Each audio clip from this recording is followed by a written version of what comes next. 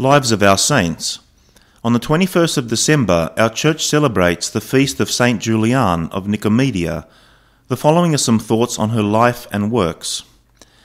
Born into wealth and station, Juliane was betrothed at an early age, as was the accepted custom of the day.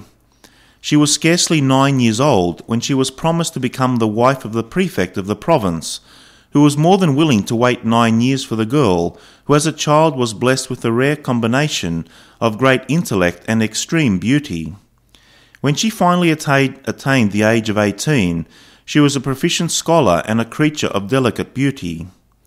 Despite her parents' paganism, she had accepted Christ as her saviour long before reaching a marriageable age, and had been baptized by a monk who had introduced her to Christianity through the writings of St. Paul.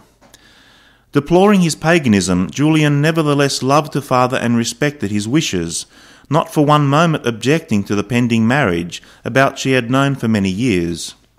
She did not depart from the customary selection of a mate by the father, but she did object strenuously to becoming the bride of the prefect of Lesios, solely on the grounds that he was a pagan. Lesios was at first amused that his intendant insisted on his becoming a Christian as a condition of marriage. Ultimatums were not given by prospective brides, let alone to a prefect of the province.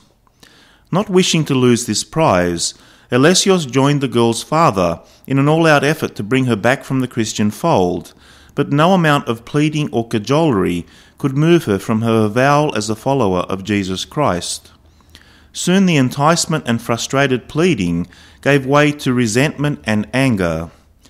The father, disgraced by his daughter's refusal to honour his commitment, turned her over to the prefect and walked away in disgust. Lesios, now master of the girl's fate, used every guile and cunning to get the lovely Juliane to renounce Christ. This she stubbornly refused to do no matter what was offered by the prefect. At last, losing his composure completely, Lesios ordered the recalcitrant girl to be tossed into a dungeon, in which she was put to unspeakable indignities to break her spirit. The will which they sought to shatter showed not the slightest weakness.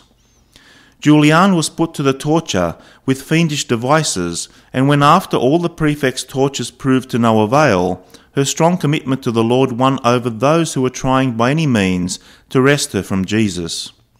It was evident that the Lord was with her, and when hot irons intended to brand her could not even produce a blemish. Lesios ordered the deaths of those who had openly confessed Christ, and then had Juliane beheaded on the 21st of December 309.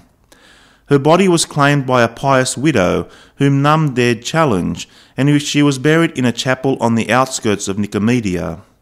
It can also be noted that Lesios a short time later survived the shipwreck, but after making for shore, he was consumed by wild beasts.